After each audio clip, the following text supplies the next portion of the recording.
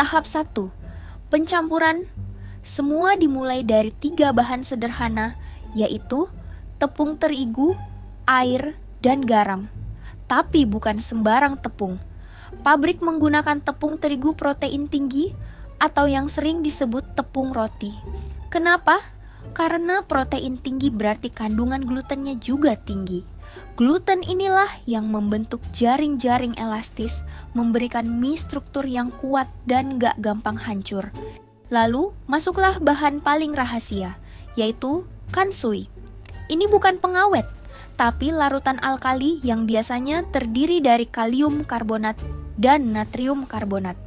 Di Jepang, ini adalah bahan wajib untuk ramen. Kalau tepung itu batu batanya, kansui ini adalah semen supernya.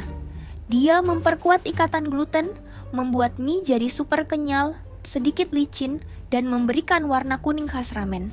Semua bahan ini diaduk presisi selama 20 menit hingga jadi adonan padat yang siap ditempa.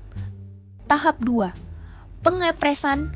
Adonan yang sudah kalis tadi sekarang masuk ke tahap dough sheeting atau pengepresan. Ini bukan cuma soal bikin tipis, tapi soal membangun karakter adonan. Adonan akan digilas berulang kali oleh beberapa pasang roll baja. Setiap kali digilas, jaring-jaring gluten di dalamnya menjadi semakin teratur dan kuat. Mirip seperti pandai besi yang menempa pedang berkali-kali biar makin kokoh. Setelah ditempa, barulah adonan ini mencapai ketipisan ideal sekitar 1 mm, membentuk lembaran panjang yang mulus dan kuat. Tapi, lembaran lurus ini punya satu masalah besar, yaitu kalau dipotong, dia akan lengket satu sama lain. Disinilah kejeniusan berikutnya muncul. Tahap 3 pemotongan. Lembaran adonan kini meluncur ke mesin pemotong.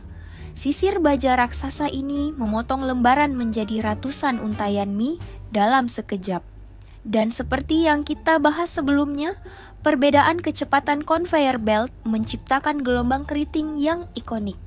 Tapi pertanyaannya, kenapa harus keriting? Pertama, gelombang menciptakan ruang antar mie, mencegah mereka saling menempel saat dikukus dan digoreng. Kedua, celah-celah ini memungkinkan uap panas dan minyak panas masuk secara merata ke seluruh bagian mie. Hasilnya, matang dan keringnya sempurna. Dan ketiga, bentuk balok yang keriting jauh lebih kokoh dan tidak mudah hancur di dalam kemasan dibanding kalau bentuknya lurus. Tahap 4, pengukusan. Mie mentah yang sudah keriting ini sekarang masuk ke terowongan uap. Kenapa dikukus? Bukan direbus, karena pengukusan adalah metode memasak yang lebih lembut. Proses gelatinisasi atau pematangan pati terjadi tanpa menghilangkan terlalu banyak nutrisi dan rasa asli mie.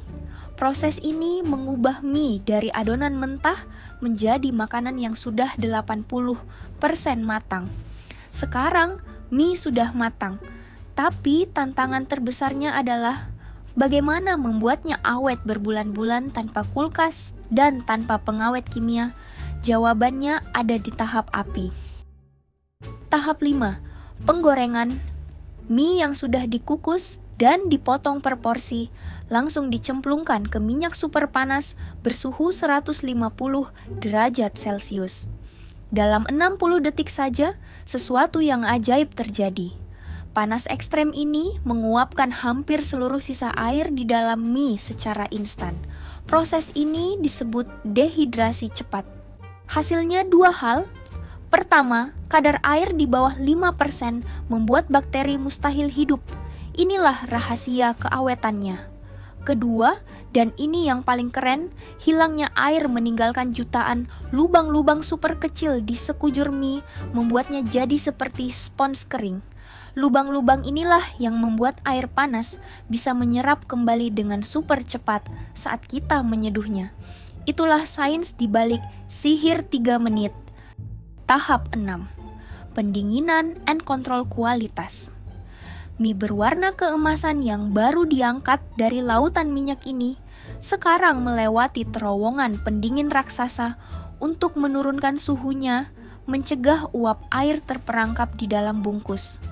Tapi bukan cuma didinginkan. Di tahap ini, inspeksi kualitas pertama dilakukan. Sensor dan kamera berkecepatan tinggi akan memeriksa warna, bentuk, dan ukuran setiap blok mie. Jika ada yang gosong atau bentuknya aneh, lengan robot akan menyingkirkannya secara otomatis. Hanya mie yang lolos seleksi ketat yang boleh lanjut ke tahap terakhir. Tahap 7. Pengemasan. Selamat datang di garis finish. Di sini, kecepatan adalah segalanya. Blok-blok mie yang sempurna meluncur di conveyor belt. Oh ya, bumbunya sendiri punya pabrik dan prosesnya sendiri yang tak kalah rumit loh. Mulai dari pengeringan sayuran sampai pencampuran rempah-rempah yang resepnya dijaga super ketat. Sebelum masuk kardus, setiap bungkus akan melewati metal detektor untuk memastikan tidak ada kontaminan logam sekecil apapun. Lalu, beratnya akan ditimbang oleh check weigher untuk menjamin isinya pas. Yang beratnya kurang atau lebih, otomatis ditendang keluar jalur.